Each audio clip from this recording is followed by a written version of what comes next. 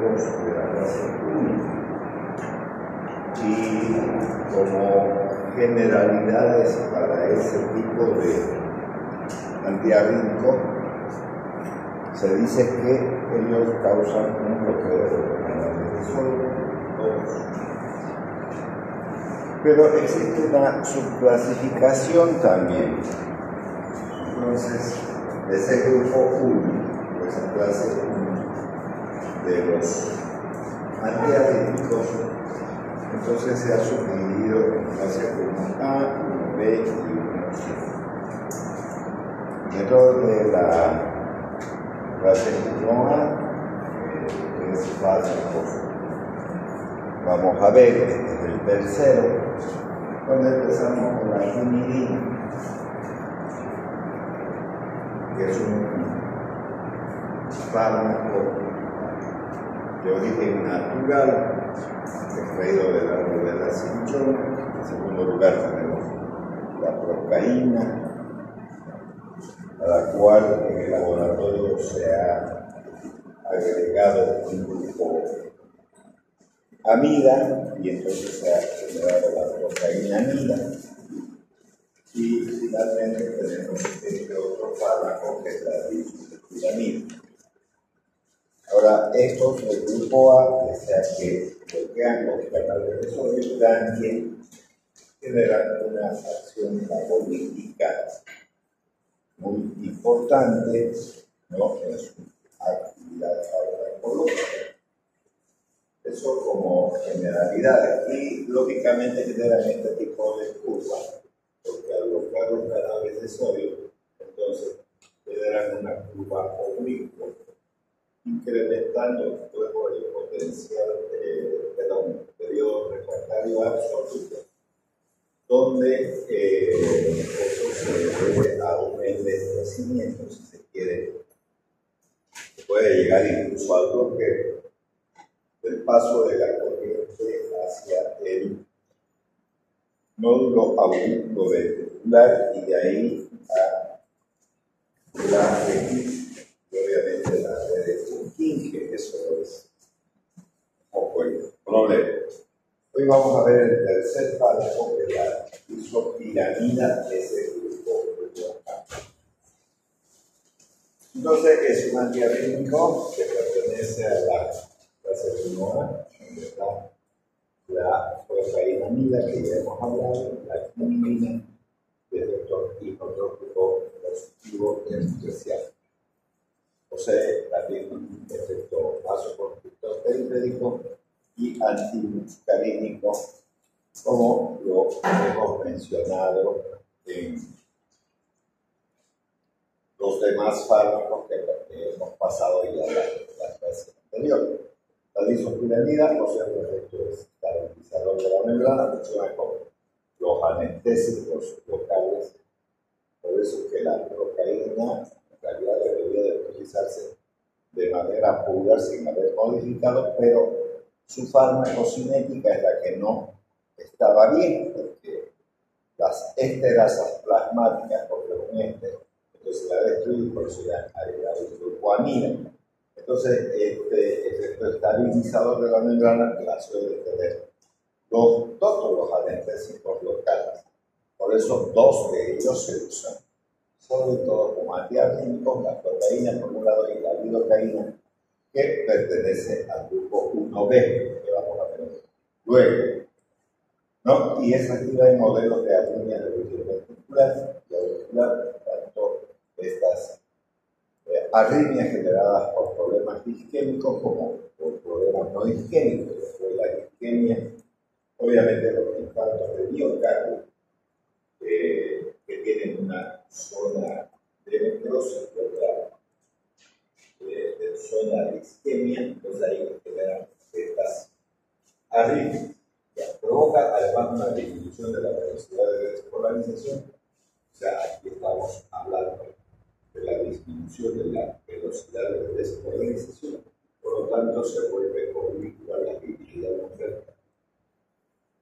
Y de la amplitud, aquí tenemos la amplitud del potencial de acción que provoca la duración del potencial de acción.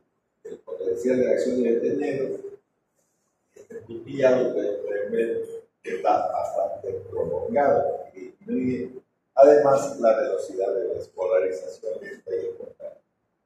Y obviamente de la automaticidad que produce también una prolongación del periodo refractario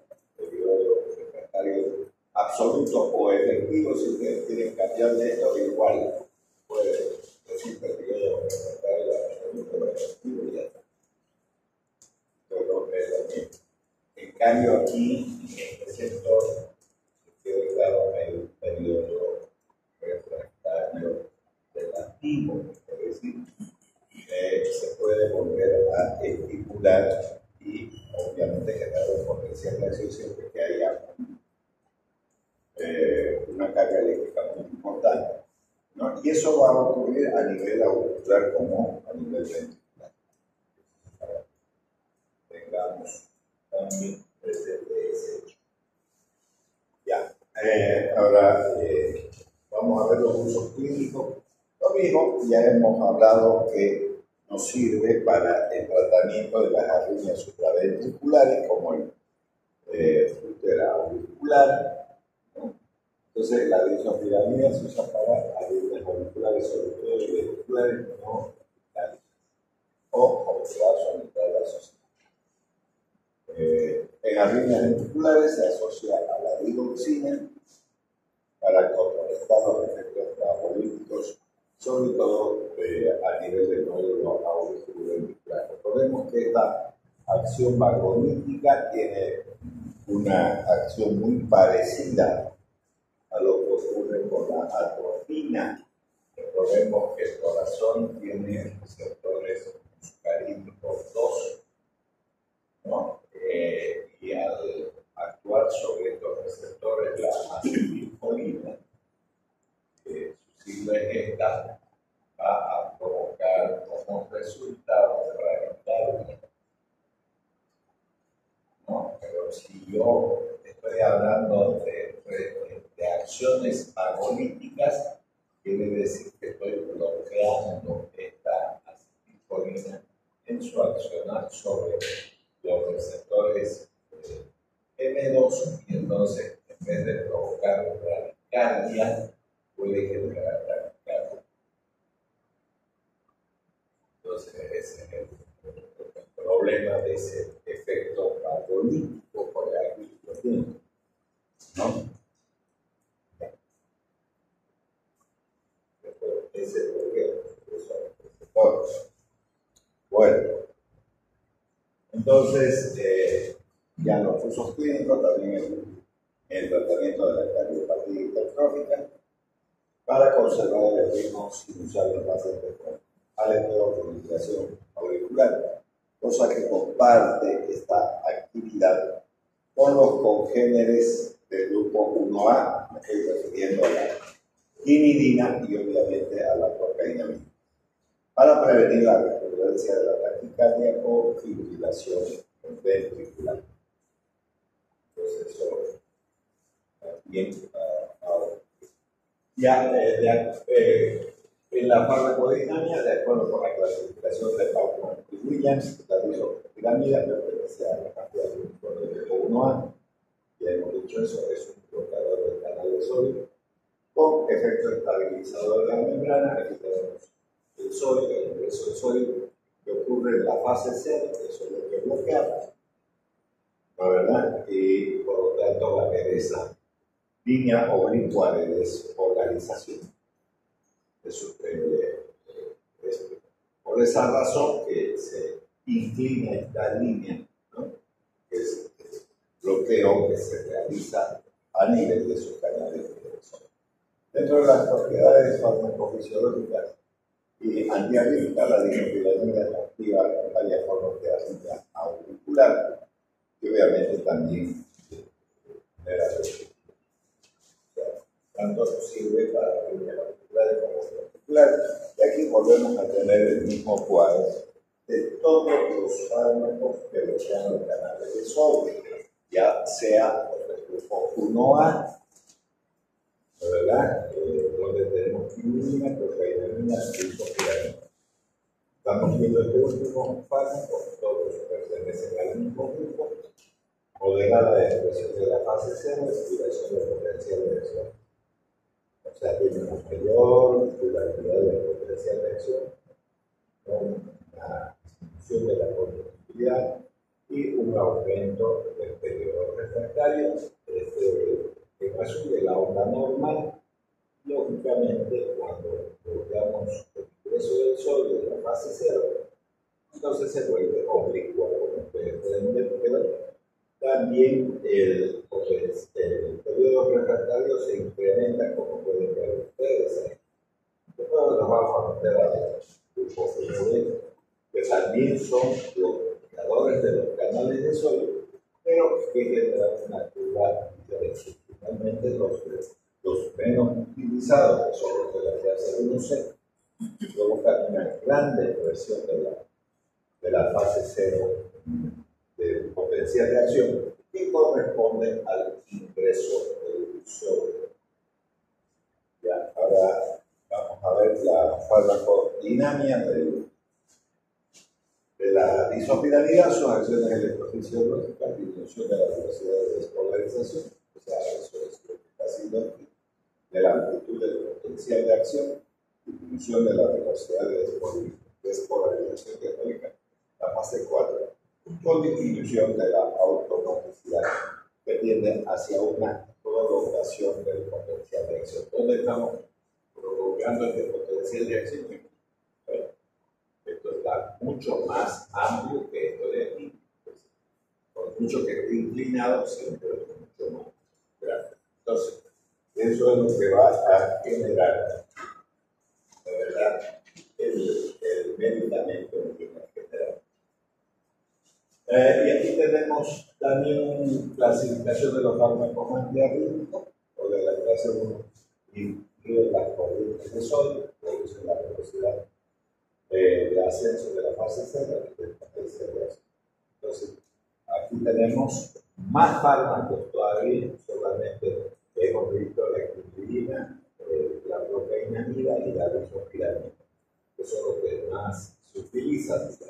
Incrementan la duración del potencial de acción prolonga por el intervalo PQD, ese que ustedes aquí están metidos todos, prácticamente uno B, uno C, los de clase 2 que ya hemos dicho que no vamos a ver porque ya hemos visto bloqueantes, digamos, beta-elementos, donde está el propranolol, lo de la clase 3 sí vamos a ver, donde tenemos la miodarona, otro bloqueante beta que es el sortalol. Y en la clase 4 ya hemos visto también verapamil y C. Entonces, en esta clasificación de los autores, que son Bauman, ya. Entonces, prolongación de los periodos refractarios efectivos, tanto en aurículas como ventrículos, este es nuestro periodo refractario efectivo. El efecto arritmogénico de la disopiramida es de los más débiles conocidos entre los fármacos antiarrítmicos de la clase 1. ¿No? Es importante también tener ese concepto de para. Ya el periodo de recuperación del nódulo sinusal se acorta, excepto cuando el paciente es autooptimizado. Eso estábamos viendo. Se puede utilizar, digamos, un medicamento que ofrece un receptor, excepto cuando el paciente es autooptimizado en el sistema sinusal atópico.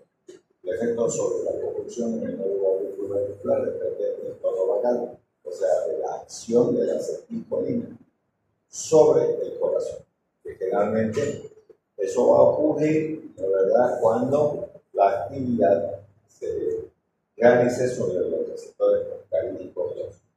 La conducción se retarda en la retis, en las fibras de Purkinje, y en la conducción auricular, pero menos que con la inhibina. O sea, tiene una menor acción con respecto a ese punto de acción, porque es importante en términos del pasaje de corriente. Bueno, el fármaco se administra por vía oral, la disopiramida de acción inmediata debe tomarse 2 veces a 3 veces al día, el producto de acción gradual por se toma 2 veces al día. Las recomendaciones es no cortar, no aplastar, ni masticar las cápsulas de liberación gradual. Hay que tomarlas enteras, eso tienen que recomendarle a los pacientes que se les haya administrado este fármaco. Ya la disotilamina se actúa también en el trato gastrointestinal, tiene una alta biodisponibilidad de los 83%, o sea, no hay un primer paso, el primer paso importante, es bastante elevada la concentración, el 50% de la verdad circula en sangre definida las proteínas, tiene un volumen de distribución de 0,78 litros por kilo. Bueno, la concentración plasmática máxima ya a la media hora de haber administrado, ya la tenemos y va a durar 3 horas desde el inicio de la acción. Se observa entonces a los 30 minutos, 3 horas y media ulteriores a la ingestión, vamos a tener una adecuada actividad de la isopiramida. La vida media normal, entonces, de 7 horas, se ve afectada en pacientes con enfermedad renal, que puede aumentar la concentración por el tipo de eliminación entre 8 a 18, puede ser 7, puede aumentar, lo cual no implica disminuir la dosis, pero sí se puede espaciar un poco la administración del fármaco. La acción antiarrítmica se prolonga entre 1 hora y media o 8 horas y media, se metaboliza en el hígado y se elimina el 80% de la droga por el 50% de forma inalterada y 50% obviamente a través del metabolismo.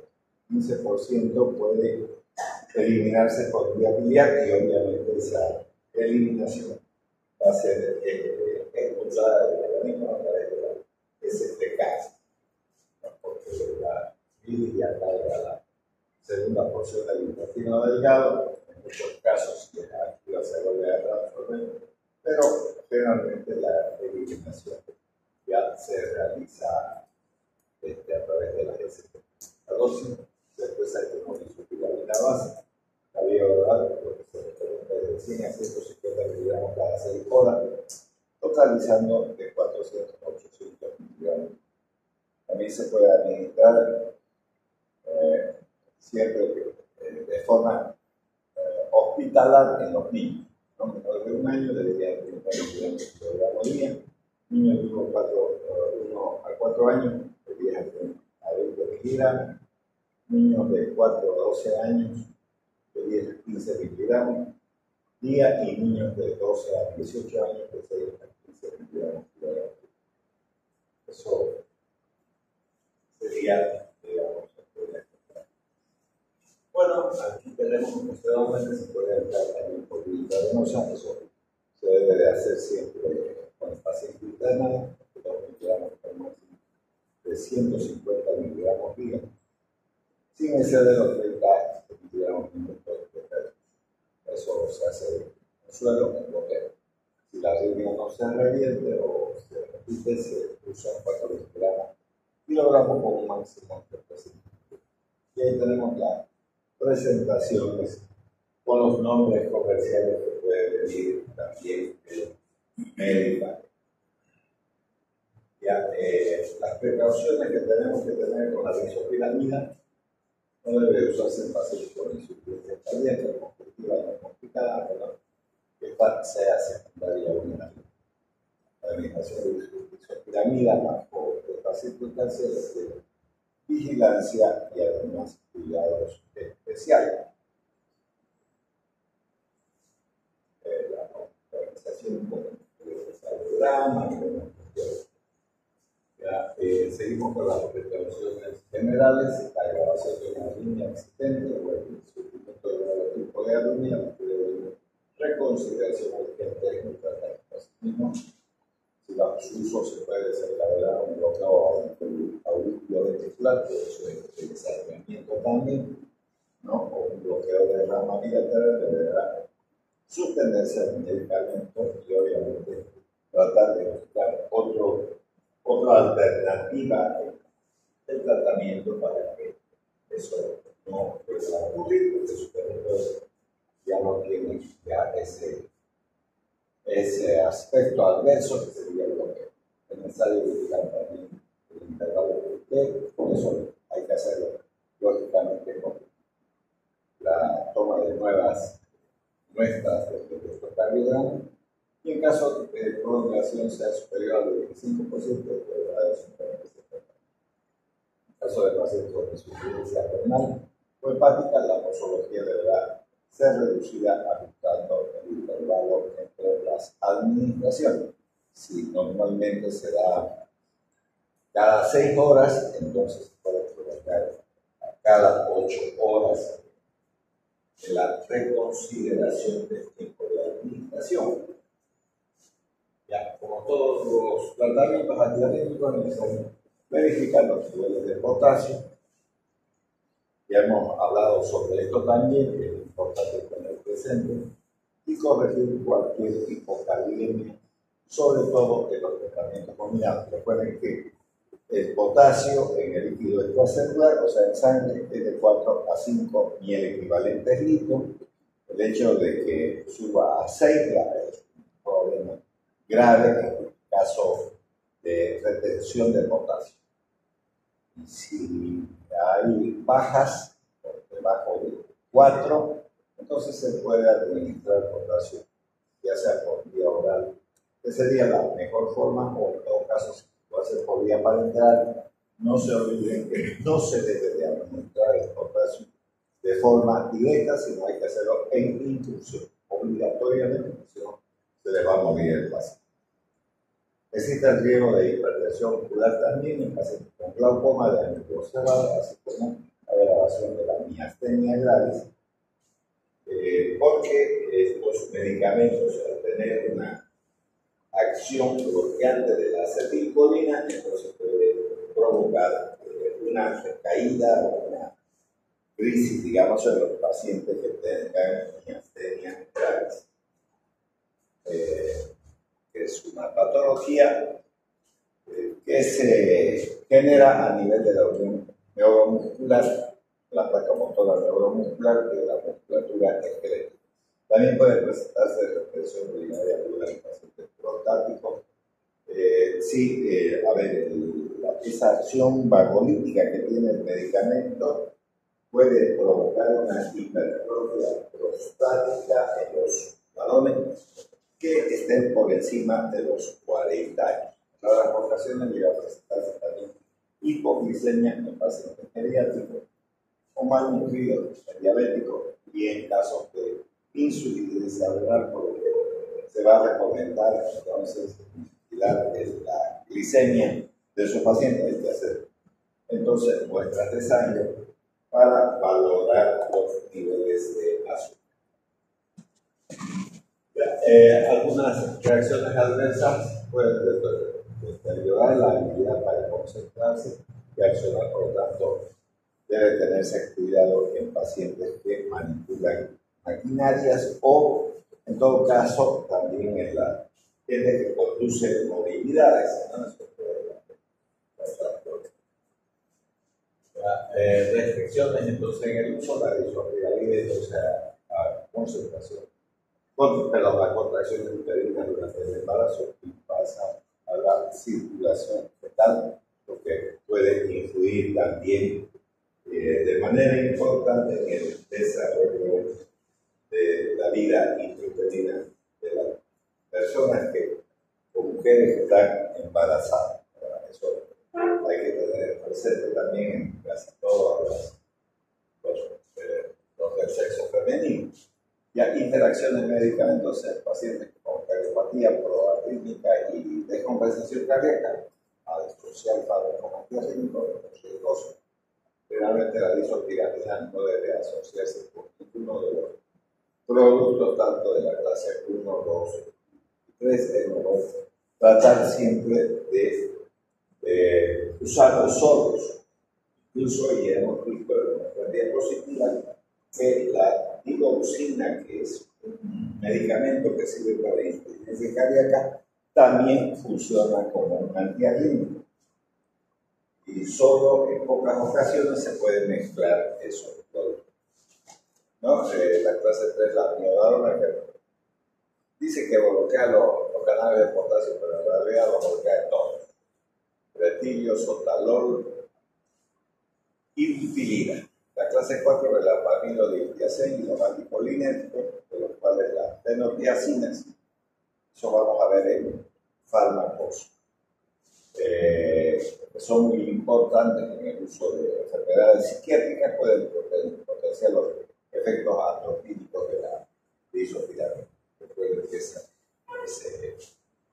esa actividad bloqueante es producida por la acción atropinizante que tienen todos estos medicamentos, que todos hemos mencionado de esa manera. Entonces, las interacciones, ¿no? La disopiramida, interacción, digamos, con los del grupo 1A, la miodarona, sotalol, fármacos que prolongan el vitriacén, la familia, resumen de lo que ya hemos visto hace unos instantes, y el resultado de la asociación, por ejemplo, de la disopiramida con los del grupo 1A, mayor riesgo de insuficiencia cardíaca, lo pueden intercalar.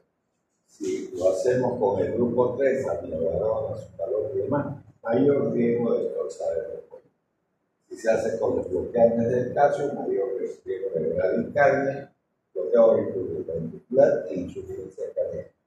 Si son los anticolinérgicos, por ejemplo, pacientes que tengan el síndrome del seno, donde se puede administrar atropina, potencia los efectos anticolinérgicos, y la piridoximina, que es una anticolinesterasa, inhibe los efectos anticolinérgicos porque al bloquear la colinesterasa, entonces se incrementa la acción de la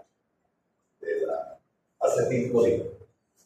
Ya, reacciones secundarias adversas, entonces, el bajo gasto cardíaco resultante de la actividad puede provocar hipertensión, insuficiencia renal, isquémica, hepática aguda, que circula una hepatitis, además puede manifestarse reacciones anticolinérgicas, ya hemos hablado de eso en los hombres, hipertrofia de próstata, en la mayor parte de los seres humanos, sequedad de la boca puede llegar a provocar la actividad. A nivel urinario, disuria, retención aguda de orina, solo en los hombres por la hipertrofia de próstata, principalmente en pacientes prostáticos de impotencia, también puede provocar. Dentro de las visuales, entonces, el problema de la acomodación y la diplopía, peor que en pacientes que sufren de glaucoma, que también es una verdad.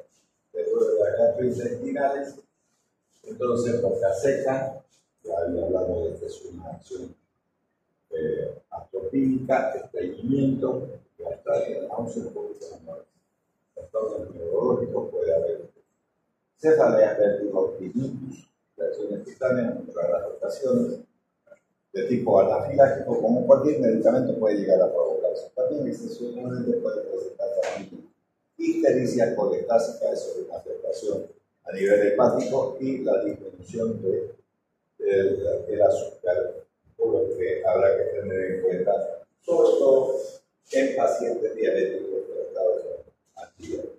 Y con eso entonces terminamos este grupo 1A, y ahora nos vamos a ver al grupo 1B.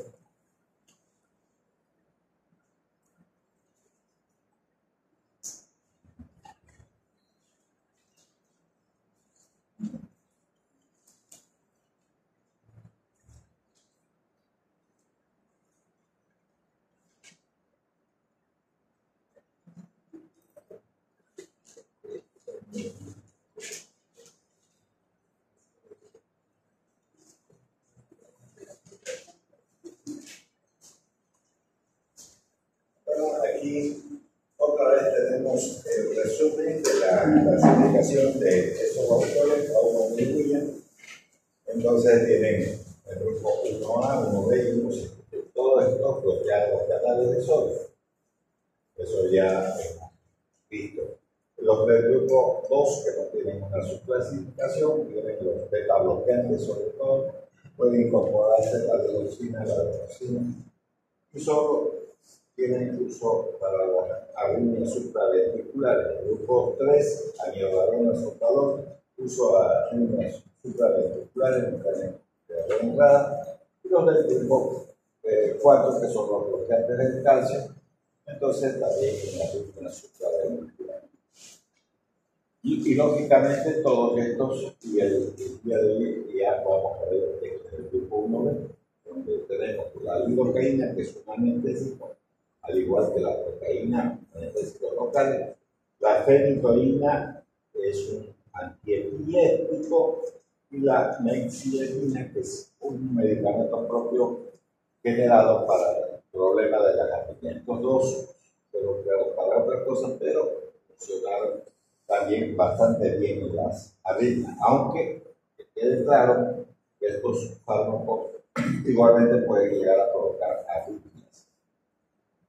Bueno, entonces arritmias posinfarto agudo de miocardio, y en la intoxicación digitalia es lo que corresponde al grupo 1B que vamos a ver ahora mismo. Y vamos a comenzar con la lidocaína. Ya les dije que la lidocaína es un anestésico local, pero a diferencia de la procaína, no de la procainamida, de hecho ya es un anestésico del grupo amida, y ese aspecto hace que sea más duradero.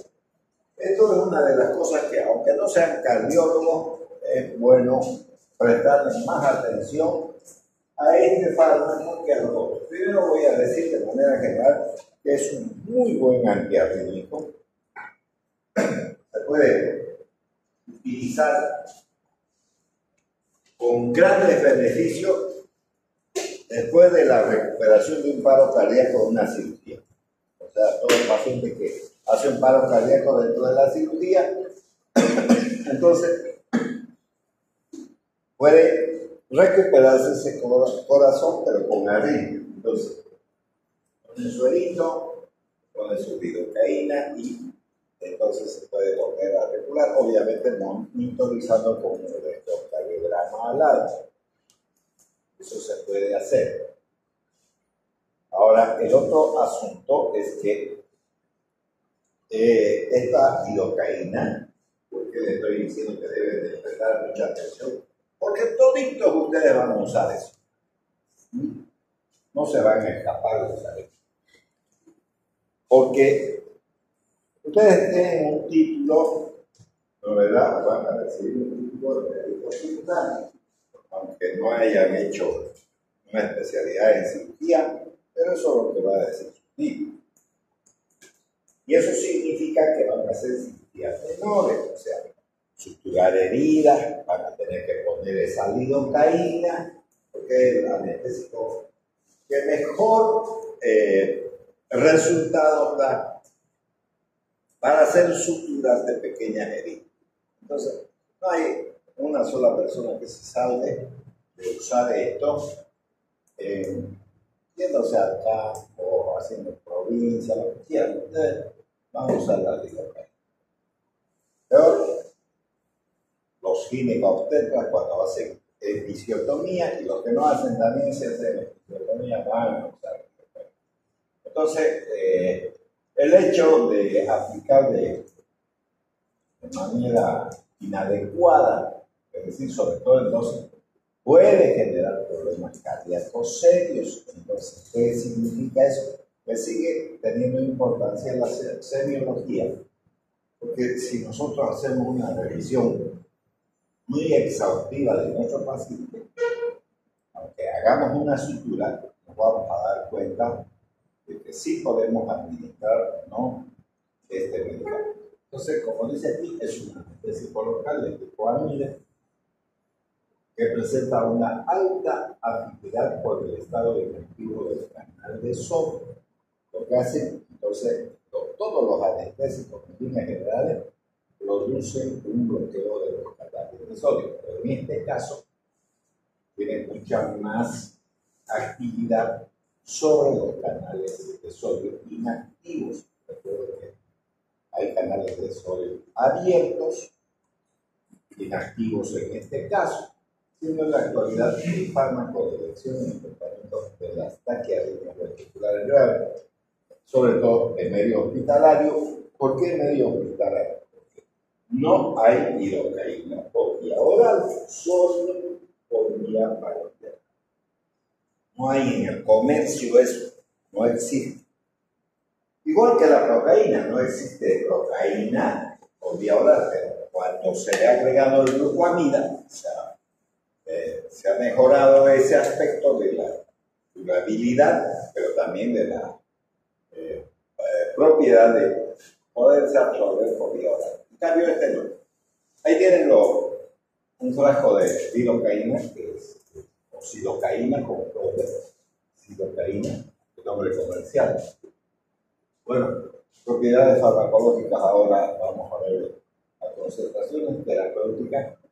No modifica la frecuencia sinusal, aunque la disminuye en enfermos con disfunción sinusal previa, pero suprime el automatismo del sistema quisquilítico, el automatismo anormal y la actividad desencadenada por potenciales tempranos acorta entonces la duración del potencial de acción.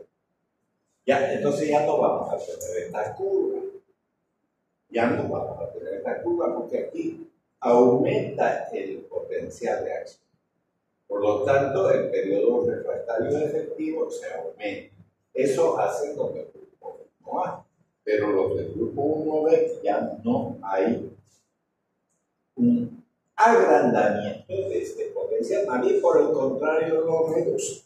Y si eso lo reduce, entonces nosotros tuviésemos que hacer una curva diferente.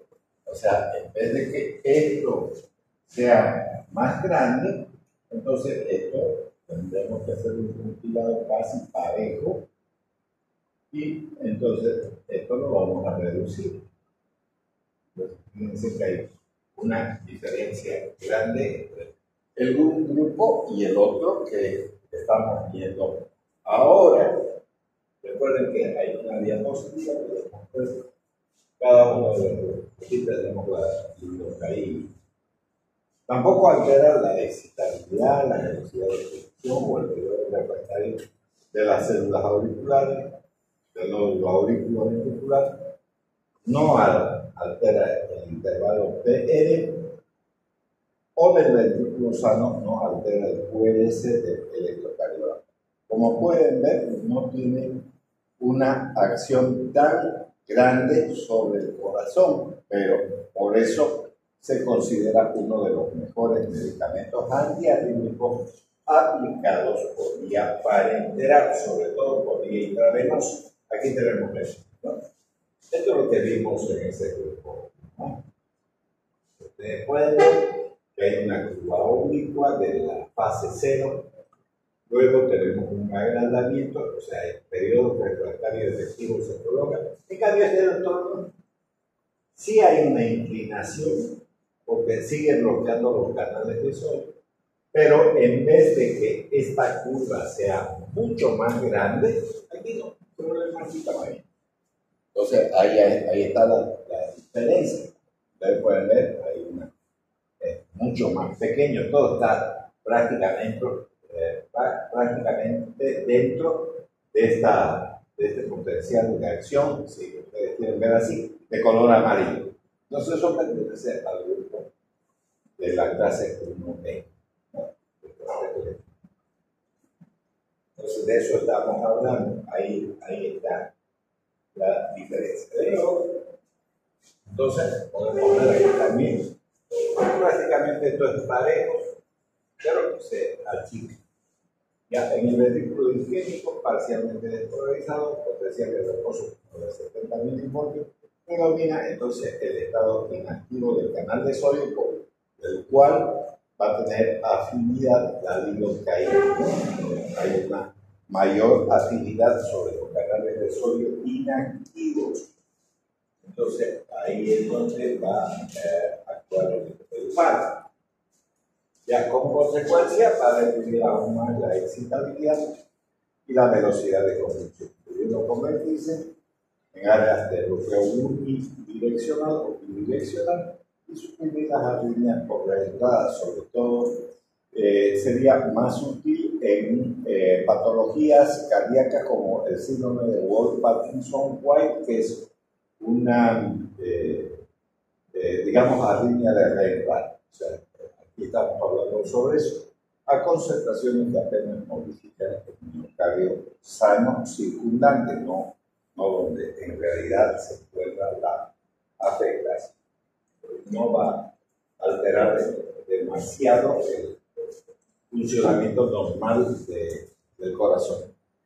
Entonces, a nivel ventricular, la lidocaína corta también la duración del potencial de acción con intervalos QT y JT y del periodo refractario ventricular, pero este acortamiento es más marcado en las fibras de Purkinje. Recuerden que eso proviene del haz de His para repartir luego la corriente eléctrica a través de los dos ventrículos y presentan un potencial de acción mucho más prolongado que en las fibras ventriculares. Entonces, ahí vamos a ver algunas ya diferencias entre el grupo 1A y 1B. Y el miocardio isquémico que presenta un potencial de acción mucho más grande. El resultado entonces es una repolarización ventricular mucho más homogénea que impide la reentrada del impulso cardíaco, y ahí nos está mostrando que esas arritmias de reentrada, por ejemplo, vuelvo a repetir, el síndrome de Wolff-Parkinson-White es una arritmia de reentrada y podría ser una indicación más precisa del uso de este medicamento. Bueno, a dosis terapéutica, los antiarrítmicos del grupo 1B apenas modifican la presión arterial también, el volumen minuto o la contractilidad cardíaca, siendo de elección en pacientes con insuficiencia cardíaca. Sin embargo, a dosis altas pueden producir hipotensión, bradicardia, depresión de la contractilidad y del volumen minuto. Entonces, ¿qué es lo rescatable de todo esto? Vuelvo a repetir, aunque ustedes no usen la lidocaína como medicamento antiarrítmico, porque no son cardiólogos o lo que sea, pero sí van a utilizar en los pacientes para realizar suturas. Entonces, no hay mucho problema en su actividad, digamos, a nivel cardiovascular, pero siempre tienen que revisar al paciente, por mucho que tenga una herida, revisar al paciente y preguntar sobre los antecedentes cardíacos para que no tengan problemas con el medicamento, aunque vuelvo a repetir, como dice ahí, no tiene mucho problema en términos de su acción a nivel del corazón. Bueno, la lidocaína sufre un intenso fenómeno del primer paso hepático, por eso no se administra por vía oral, sino por vía parenteral. Por lo que la elección para usarlo como fármaco antiarrítmico siempre va a ser la vía intravenosa, alcanzándose concentraciones plasmáticas eficaces ya a los 5 minutos. Vuelvo a repetir, esta aplicación intravenosa es solo como antiarrítmico, porque después lo ideal es aplicar en los tejidos donde se va a realizar la cirugía, digamos, una cirugía menor. Ya. Se une en un 50% también a las proteínas, sobre todo a la alfa-1-glucoproteína ácida. Se distribuye rápidamente también por el organismo y es un fármaco de duración intermedia, aunque uno puede volverla prolongada si usa para cirugías asociados a la adrenalina. En pacientes con infarto de miocardio aumenta la fracción de la lidocaína unida a las proteínas plasmáticas también. O sea, la isquemia hace que vaya a aumentar la fracción unida a las proteínas plasmáticas. ¿Qué importancia tiene esto? Sí tiene importancia porque si aumenta la fracción de unión a las proteínas en zonas isquémicas, quiere decir que la lidocaína, al unirse a las proteínas, carece de acción farmacológica. O sea, va a tener una menor acción farmacológica. Lo que explica por qué en algunos de ellos precisan dosis muy altas del fármaco. Entonces, de nuevo, ¿por qué yo tengo que aumentar lidocaína en pacientes isquémicos? Tengo que aumentar la dosis de lidocaína en pacientes isquémicos porque aumenta la unión de la lidocaína a las proteínas plasmáticas. Al unirse el medicamento a las proteínas plasmáticas, tiene una menor acción farmacológica, porque el fármaco unido a las proteínas tiene una menor actividad. Entonces, ¿qué tengo que hacer? Tengo que aumentar. Pero eso, si se restablece el tejido o el organismo humano a una mejor oxigenación, puede generar también problemas de sobredosis del medicamento, porque se va a empezar a liberar de esa unión a las proteínas.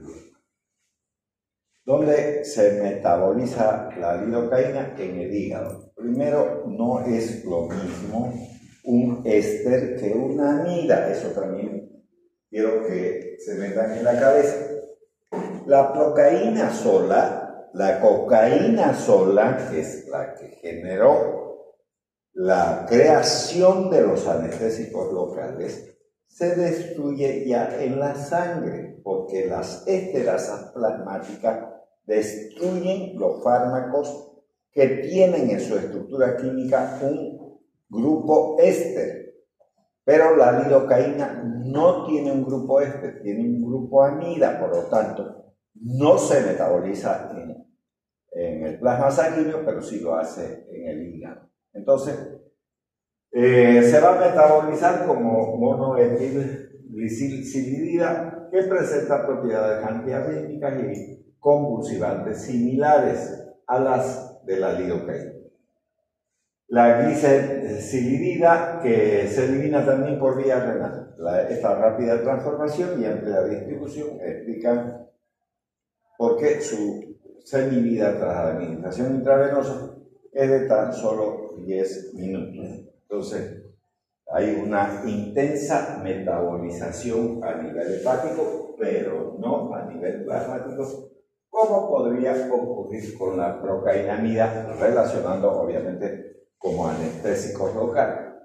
En pacientes con insuficiencia cardíaca, disminuye su distribución tisular y su biotransformación hepática, lo que obliga a reducir las dosis también del fármaco. Recordemos que los anestésicos locales, la verdad, tienen mucha facilidad también de cruzar la barrera hematoencefálica. Eso hay que tener también presente. Bueno, dado que la efectividad antiarrítmica de la lidocaína depende de los niveles plasmáticos, se alcanza en el compartimento central y por vía intravenosa estos disminuyen rápidamente en menos de 8 minutos, se administra en forma de bolo.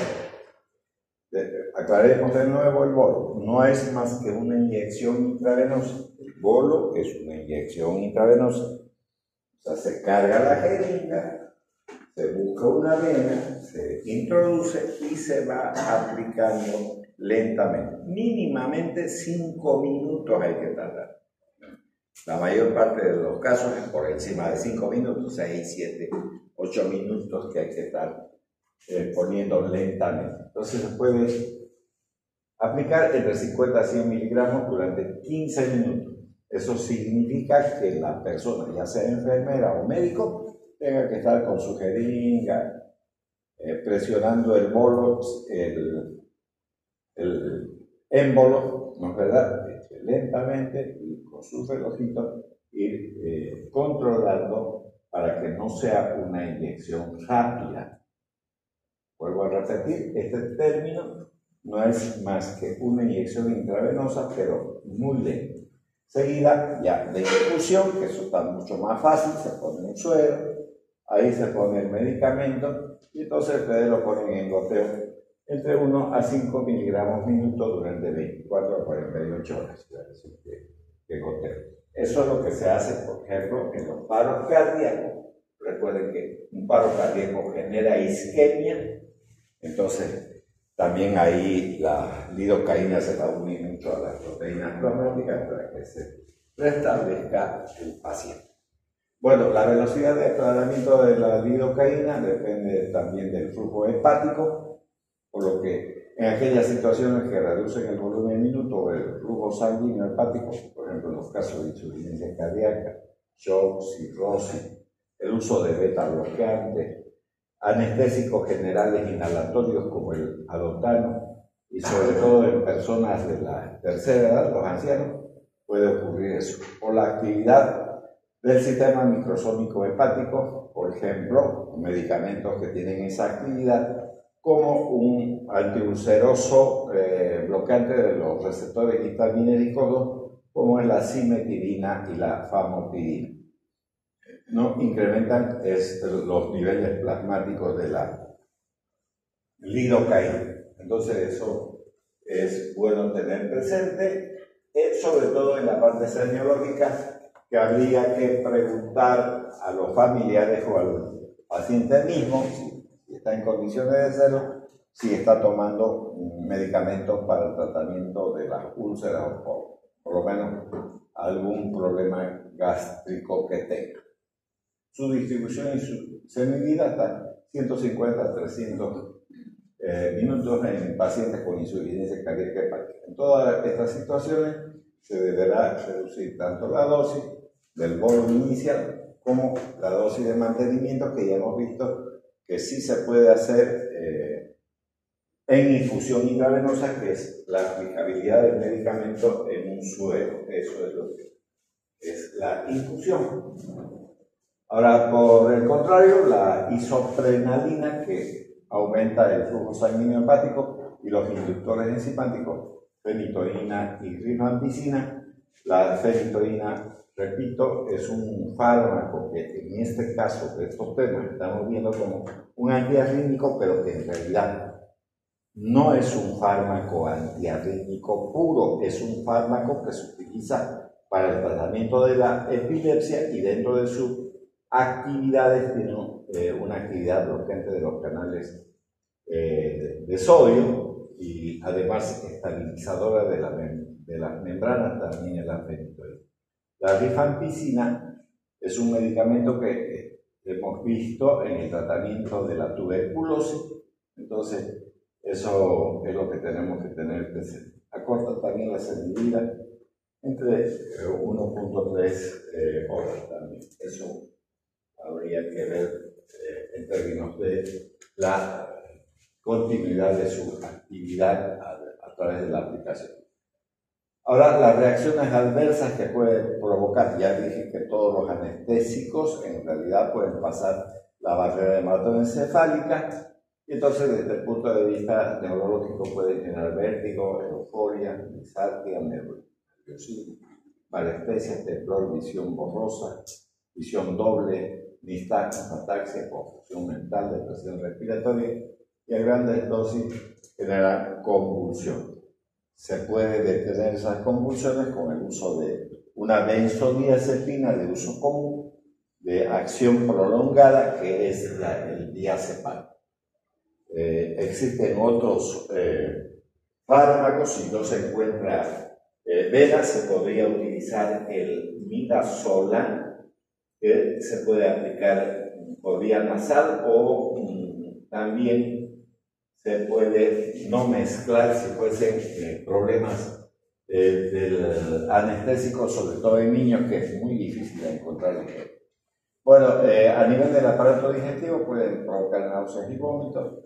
En el cardiovascular, depresión de la contractilidad, bradicardia, bloqueo auriculoventricular, hipotensión, ensanchamiento del complejo QRS, con riesgo de aparición de efectos arritmogénicos. Vuelvo a repetir, ¿no es verdad? Aunque sea la lidocaína un antiarrítmico, pero todos los anestésicos pueden generar también arritmias. En cualquier caso, la lidocaína es el antiarrítmico que menor cambio de presión produce. Entonces, Eso es importante a la hora de utilizar el fármaco. Por eso les dije, en un paro cardíaco, en una mesa quirúrgica, entonces hay que poner adrenalina intracardíaca obligatoriamente. No hay vena que funcione porque no está funcionando la bomba. Si se paró el corazón, no hay circulación. Si no hay circulación, entonces no sirve poner ni subcutánea, ni intramuscular, ni intravenosa. Lo único que se puede hacer con la adrenalina es poner intracardíaca. No hay otra alternativa. Sale del paro y con seguridad va a salir con arritmia. Ya como se ha restablecido la circulación, se puede recién aplicar, si se quiere, una infusión donde se puede poner lidocaína y mejorarlo al paciente. Su consumo está contraindicado en pacientes con historia previa de alergia a los anestésicos locales. También aquí les voy a comentar algo que probablemente no lo sepan. Tengan mucho cuidado con la lidocaína o con cualquier anestésico local. Y no les estoy diciendo, quiero salirme siempre del tema un poquito y irme al tema central. El tema central es que ustedes van a usar lidocaína para hacer sutura. Es el mejor anestésico existente. No se confíen mucho, sobre todo aquellos médicos que en algún momento les toque tratar pacientes de procedencia diferente a la nuestra, son muy alérgicos. Por ejemplo, para poner un ejemplo, los menonas o los asiáticos, lo que sea, siempre hay que tener cuidado con las personas de afuera. Nosotros tenemos una mezcla genética muy pura, yo diría, y entonces tenemos menos problemas con los medicamentos, pero los pollos de granja tienen muchos problemas. Las reacciones son graves. Yo, cuando estaba en quinto año de medicina, una compañera tenía un lunar que parecía una garrapata aquí, y entonces le pidió al médico cirujano, que era nuestro docente, que se lo saque. Entonces él le dijo que bueno, la sentó en una silla, porque era una cirugía menor, le puso lidocaína y ahí nomás se murió con shock anafiláctico, delante de nosotros. Entonces, cuidado con la lidocaína, no vayan a creer que la penicilina, lo único que saben que la penicilina, hay que hacer prueba de la penicilina y de los demás beta-lactámicos, todito el mundo se olvida. Entonces, eso le ocurrió a ese docente y lógicamente luego es un lío grandísimo desde el punto de vista legal. Entonces, las cosas no siempre salen bien. Cuidado con los medicamentos, cuidado con la lidocaína y sobre todo la gente que pueda tener un antecedente alérgico. Por eso está hablando aquí también eso, ¿no? Esa alergia que pueda tener a los anestésicos locales, ¿no? Tipo amida también, ¿no?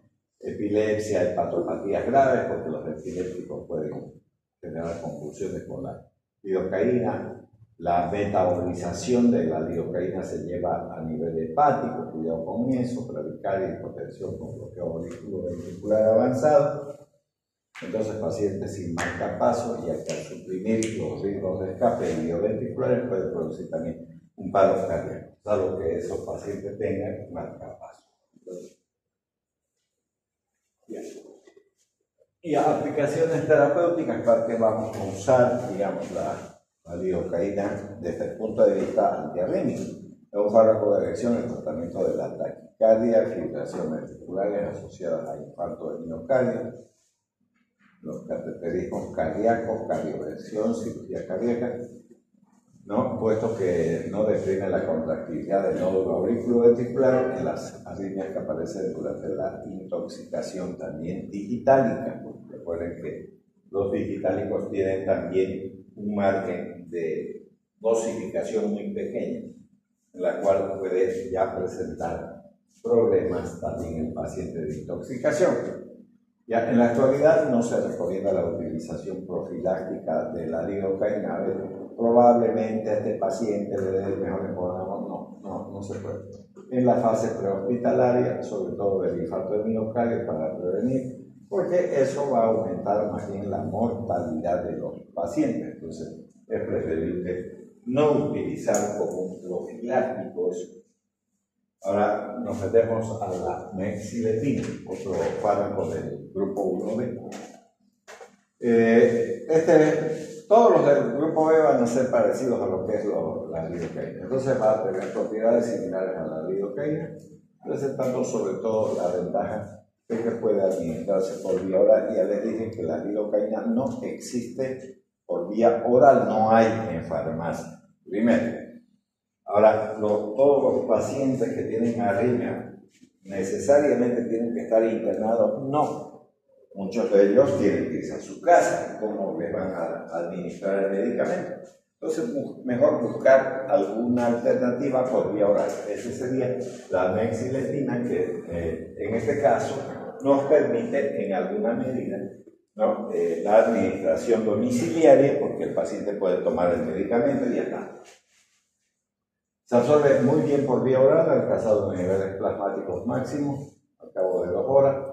Por vía intravenosa también existe, por sus efectos aparecen al cabo de 2 a 3 minutos, se unen un 80% a las proteínas plasmáticas, una diferencia importante con la lidocaína, que solo lo hacía en un 50% y se distribuye ampliamente atravesando la barrera hematoencefálica.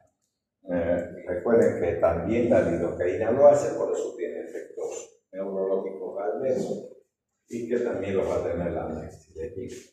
El 90% de la dosis se transforma a nivel hepático, retrasándose su absorción y otra formación en pacientes con insuficiencia hepática o cardíaca, infarto de miocardio o que reciben analgésicos narcóticos. Cuando habla de analgésicos narcóticos, entonces estamos hablando de los fármacos que que derivan de los alcaloides del opio, por ejemplo, la morfina, ¿no? Sería uno, y sus derivados. Dentro de esos derivados, los que se venden en el comercio de manera común y sin receta, está el tramadol, el propoxifeno, que son derivados del opio, incluso medicamentos que provocan estreñimiento y que derivan de los opiáceos, ¿no? Esos alcaloides. Bueno, entonces la morfina sería un analgésico de ese tipo. Ya se elimina lentamente por vía renal, la semivida es de 8 a 12 horas, aumentando sus niveles plasmáticos, y su semivida en hepatopatía.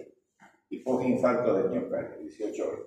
Pero no existe nefropatía. El aclaramiento renal de la mexiletina aumenta al acidificar la orina. Entonces, ¿qué nos está diciendo aquí? Si usted tiene una intoxicación con mexiletina, entonces acidifique la orina, que se puede acidificar con vitamina C, se puede acidificar en suero, y entonces aumenta la eliminación de este medicamento. En los casos de intoxicación se puede hacer. Ya las interacciones farmacológicas puede tener con inductores de la metabolización, que es la fenitoína. Ya les he dicho que este es un antiepiléptico de primera línea para el tratamiento de la epilepsia en el adulto, pero también es un antiarrítmico, y la rifampicina es un antibiótico que se usa, entre paréntesis, de manera exclusiva para el tratamiento de la tuberculosis y la lepra. Sin embargo, existe hasta en spray rifampicina. Aceleran la biotransformación porque son inductores de la mexiletina y disminuyen sus niveles plasmáticos, mientras que la mexiletina aumenta los niveles plasmáticos de la teofilina. La teofilina es una metilxantina que se usa en el tratamiento del asma bronquial. Entonces, este fármaco, pero además provoca mucha taquicardia, muchos problemas cardíacos. Son derivados del té, del café, de las bebidas cola, o sea, las Coca-Cola, todo eso que es cola, tienen estos alcaloides. Bueno, reacciones adversas producen reacciones digestivas que pueden presentarse como anorexia, náuseas, vómitos, dispepsia en un 20% de los pacientes.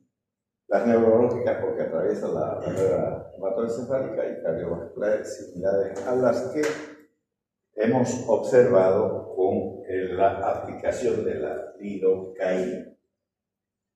Las contraindicaciones, entonces su uso está contraindicado en hepatopatía, porque recuerden que un alto porcentaje, el 20% se metaboliza en el hígado, ¿no?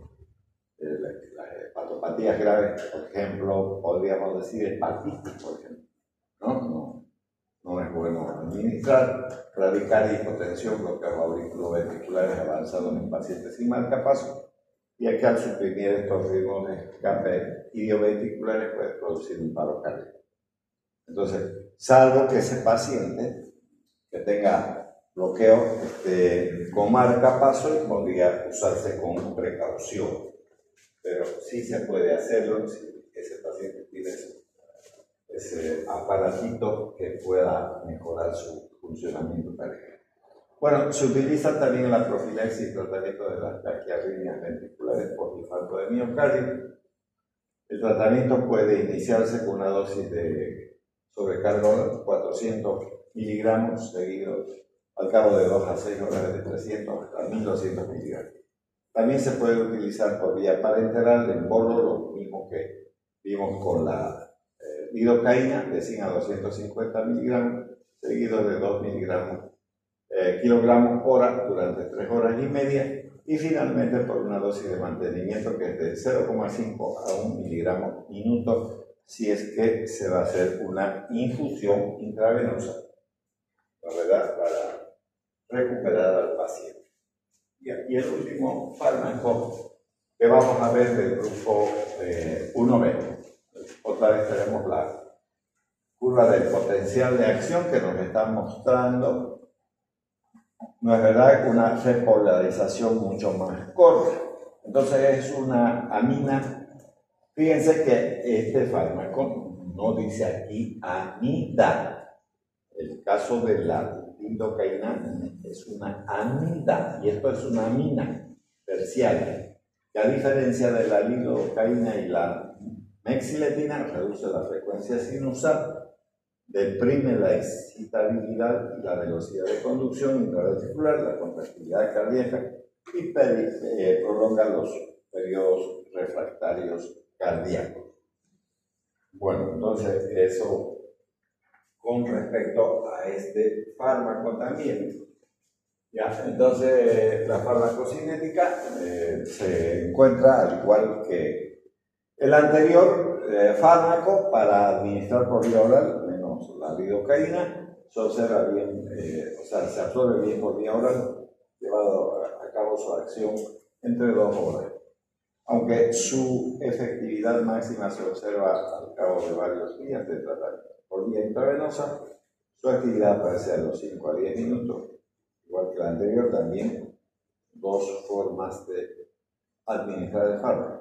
Se une en un 95% a las proteínas plasmáticas y tisulares, bastante parecido a la mexiletina también, este medicamento. Bueno, sufre una conjugación con el ácido glucurónico a nivel hepático, convirtiéndose en N-desetilapridina, que posee también una actividad antiarrítmica. O sea, el metabólito eliminándose ambas por orina un 70% y por ese un 30%. Tiene una vida prolongada de unas 30 horas, lo que también puede mejorar un poco la administración del fármaco y permite una cómoda dosificación por vía oral, y eso es siempre más exitoso cuando se usan medicamentos de aplicación única diaria. Eso sería mucho mejor casi en todos los medicamentos, porque cuando son cada 6 horas es medio difícil que el paciente cumpla de manera adecuada con su tratamiento. Bueno, dentro de los efectos adversos, esta afrinina entonces posee un estrecho margen terapéutico, produce problemas digestivos, náuseas, vómitos, diarrea, de las neurológicas, nerviosismo, temblor, ataxia, vértigo, somnolencia, fatiga, visión doble, convulsiones, alucinaciones, lo mismo que hace la lidocaína, cardiovasculares, depresión de la función ventricular, hipotensión, bloqueos auriculoventriculares, intraventriculares y el ensanchamiento también, ¿no? La onda del QRS del electrocardiograma. Pues, todas estas reacciones son frecuentes al comienzo del tratamiento y en particular si se usan dosis de choque. Puede generar también ictericia colestásica, granulocitosis o reacciones idiosincrásicas raras, no relacionadas con la dosis y que pueden revertirse tras la supresión del fármaco. Cuando aparecen esos cifras, es bueno suspender y buscar una alternativa. La afrinina está contraindicada también en las mujeres embarazadas. Siempre hay que valorar ese otro aspecto también, sobre todo en las damas, ¿no? Del hecho del embarazo, porque pueden haber muchos problemas, sobre todo en el desarrollo del feto. Su estrecho margen terapéutico se utiliza en profilaxis de tratamiento de arritmias ventriculares. Ahí tienen el síndrome de World Parkinson White, que es una arritmia de reentrada, o taquicardias supraventriculares paroxísticas refractarias a otros tratamientos, o sea, si se han usado otros medicamentos para resolver el problema. Bien, con eso damos por finalizada la clase, porque el miércoles terminamos estos fármacos antiarrítmicos con el grupo 1C.